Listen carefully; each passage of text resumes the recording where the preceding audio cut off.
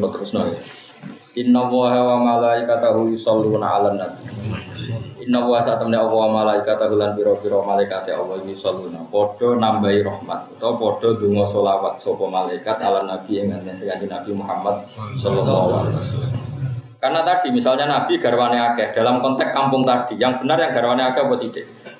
Yang akeh. Ya setidaknya kita sehingga dengan tidak janggal pada Nabi, maca selawat itu lepas, mergo yo ngrasa sayang tenan benar. Bahwa semuanya adalah pilihan terbaik, logika terbaik, siasat terbaik. Tapi nak kira paham kaya logika kula kan anane iskal, apa? Anane napa? Iskal. Sesuk wong wedok ora maca selawat, sayang Nabi ku bojone akeh, gak gue banget kasus. Ya ayyuhalladzina amanu dengan wong sing iman khol, maca selawat sira kabeh ali ngatasé Nabi. Wasallimu lan maca salam sira kabeh alam Nabi tasliman kelawan maca salam. Kulo tegese ngucap sira kabeh Allahumma sholli ala Muhammad wa sallim. Salim minimale. Allahumma wa sholli wa aturi ma bi rahmatin panjenengan ala Muhammad ing atase Muhammad. Wa sallim lan kula salam panjenengan utawa maringi salam. Niki mumpung haram kula ijazahi masalah sholawat.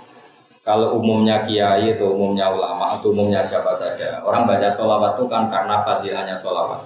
Tentu fadilahnya sholawat itu luar biasa ya. Siapa yang baca sholawat ke Rasulullah 1, maka Allah membalasnya memberi dia sholawat berapa? 10 ya. Banyaklah tentang fadilah sholawat. Oke, itu fadilah yang ada di beberapa hadis.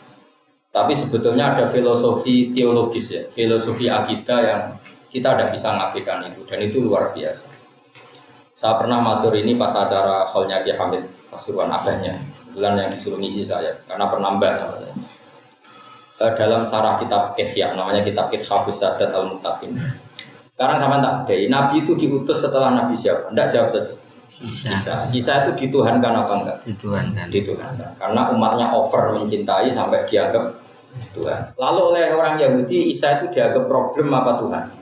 Problem sampai dianggap anak jadah, anak zina. Sampai orang Yahudi niat membunuh.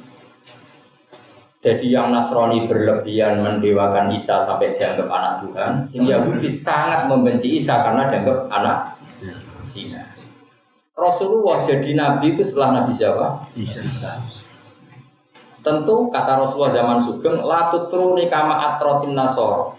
Kamu jangan berlebihan memuja saya kayak berlebihannya orang. Tapi kamu juga jangan melecehkan saya kayak yang dilakukan orang Yahudi melecehkan Nabi Isa. Apa pilihannya? Ini kata kitab Ethaf loh, tidak kata saya. Sarahnya Ihya yang dikarang oleh Sayyid Murtado Az-Zabidi. Itu guru-gurunya kita. Sanad saya ke beliau itu sekitar 6. Misalnya saya, Mbah Mun, Mbah Zubair, Kifaki Mas Kumambang, Mbah Mahfud, Mbah Abdullah, Mbah Abdul Manan, Sayyid Zabidi 8. Ya saya ulang lagi ya, saya misalnya saya, Mbah Mun, Mbah Zubair, Mbah Fakih Mas Kumambang, Ki Mahfud Termas, Ki Abdullah, Ki Abdul Manan, Ki Sayyid Zabidi. Jadi Sayyid Zabidi itu alim-alimnya orang Mesir, tapi beliau hidupnya di Mekah. Itu punya murid di antara santrinya itu orang Indonesia, orang Jawa, namanya Kiai siapa? Abdul Manan. Ki Abdul Manan ini yang nanti punya cucu namanya Mbah Mahfud Termas. Itu muridnya Sayyid Zabidi. Jadi kudunya orang Indonesia itu alim kabeh. Masuk orang Jogja, ke alim yo haram. Gurunya Mbah Zubair itu ada yang orang Jogja, namanya Syekh Muhammad Bagir Jogja. Jadi Syekh Yasin bin Isa Al-Fadani yang terkenal itu muridnya orang Jogja. Syekh Yasin yang musnid dunia, ahli sanad dunia. Syekh Yasin bin Isa Al-Fadani itu muridnya Syekh Bagir Nur Jogja. Tentu ya Jogja sendiri nanti muridnya orang Pantura. Termasuk sebagian yang muridnya buyut-buyut saya. Karena buyut saya juga termasuk sepuh. Buyut-buyut saya yang kudus itu termasuk sepuh. Itu cerita begini. Saya ulang lagi ya. Berarti Rasulullah itu diutus setelah siapa? Isa. Isa itu oleh Nasrani dilebihkan sampai jadi anak Tuhan atau Tuhan. Yahudi melecehkan Isa sampai niat bunuh karena anggapan apa? Kata saya Zabidi ini, wa barokatu sholawat. Sholawat ini akan menjaga umat ini ila yaumil qiyamah dan tidak akan salah memperlakukan nabinya. Saya ulang lagi ya. Sholawat ini akan menjaga hadil umatnya Rasulullah maksudnya. Dan ini akan menjaga tauhidnya ila yaumil qiyamah. Bukti kalau kita senang Nabi adalah kita baca sholawat. Baca sholawat bukti senang apa bukti melecehkan? Senang. Allahumma sholli ala sayyidina Muhammad. Ada yang langsung ala Muhammad. Nyual sayyidina, itu wong nganggur lah. Terus kedua, posisi Tuhan jelas. Mana Tuhan, mana Muhammad. Allahumma adalah pemberi dan Muhammad apapun hebatnya adalah penerima. Wong alimin. Saya ulang lagi ya. Dengan mengatakan Allahumma sholli ala Muhammad, artinya Allah itu zat pemberi. Saya mohon ya Allah, Engkau pemberi. Berilah sholawat Engkau kepada Muhammad. Allah pemberi, Muhammad penerima. Jelas siapa Tuhan, siapa Nabi. Artinya mungkin enggak umatnya Nabi ini menuhankan Muhammad? Enggak, barokahnya sholawat. Paham ya? Yo bukti takdim, yo bukti tauhid. Jadi saya jadi itu sholawat yo baru kayak takdim dengan Rasulullah, bahwa begitu beratnya Rasulullah mendapat sholawat dari Allah. Yo bukti tauhid nak Muhammad apapun hebatnya tidak akan yartaqi ila darajati rububiyah, dia tidak akan jadi Tuhan. Karena kita mengatakan ya Allah beri sholawat kepada Muhammad, Allah pemberi Tuhan. Muhammad apapun hebatnya Rasulullah tetap yang di. Kowe tahu untuk ijazah sholawat ini? Nah iya lah, ora tau ngaji.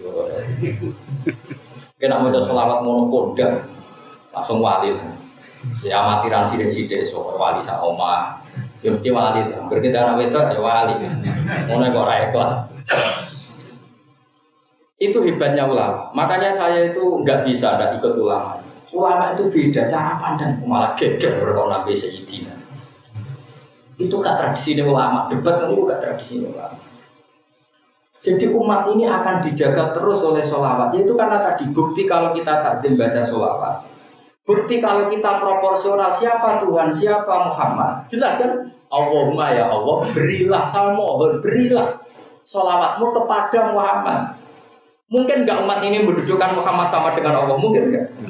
Dengan sehot seperti itu, redaksi seperti itu kan jelas siapa Tuhan, siapa Muhammad. Makanya kata Sayyid Zabidi, wa Rasulullah wa injalla qadru tetap muhtajun ila rahmati. Apapun hebatnya derajatnya seorang Muhammad Rasulullah, tetap dia butuh pada rahmatnya Allah. Itu singaran Sayyid putune Nabi, tapi dia orang alim cara pandang seperti itu.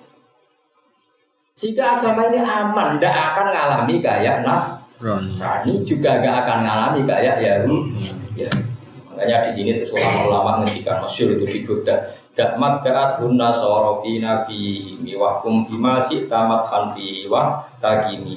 Dak ninggalno sira mak ing perkara iddaat kang nyongko-nyongko ing masokan nasara. Gak apa-apa kamu ngelem nabi berlebihan, tapi tinggalkan tradisi yang dilakukan orang Nasrani yang ketika memuji nabi seakan-akan nabi itu dan Islam tidak akan mengalami itu. Barokai sholawat ning Rasulullah Shallallahu Alaihi Wasallam. Itu kata Sayyid Zabidi. Jadi itu luar biasa. Jadi sholawat ini bukan sekedar bukti mahabbah kita pada Rasulullah, tapi sholawat adalah penjaga tauhid. Paham ya? Terus ini ijazah pulau mumpung itu si Muharram Rasulullah ada bedanya semangat Allah Muharram. Saya itu baca kitab itu sampai nangis. Wah kok alim ini. Dan saya yakin itu memang sirron bin asroril ulama. Itu tidak apa ya, beliau tahu itu karena ulama itu nur betul. Dan kita dekat sekali sama yang ngarang Itfaq.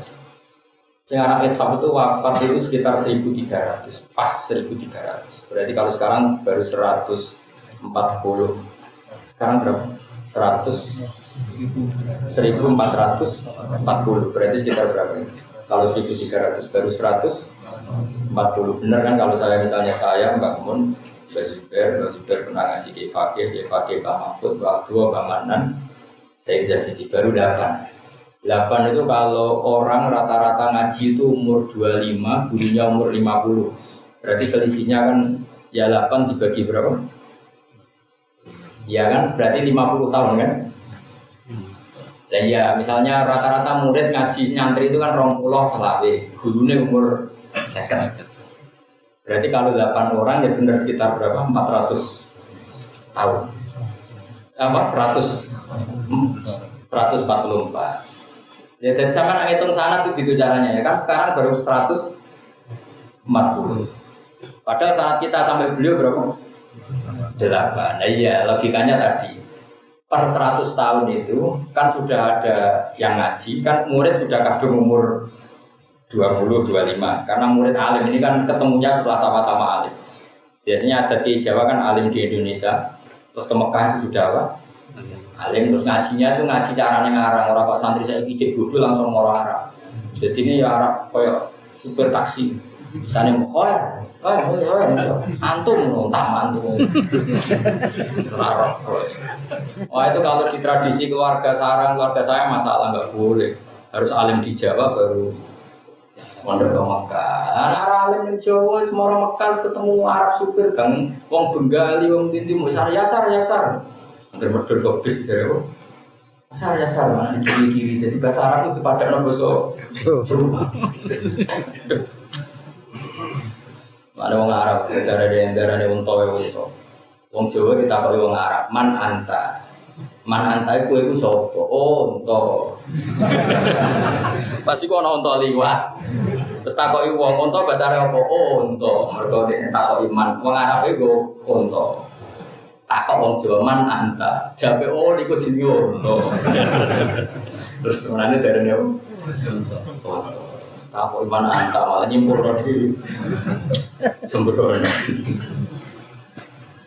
Ya jadi jelas ya. Jadi insya Allah umat ini tidak akan mengalami apa yang dialami orang Nasrani dan orang Yahudi. Iya Rasulullah lahir itu sausé periodenya Nabi Sinten. Di mana sing berlebihan nganggap Tuhan, sing gedeng sampai niat membunuh.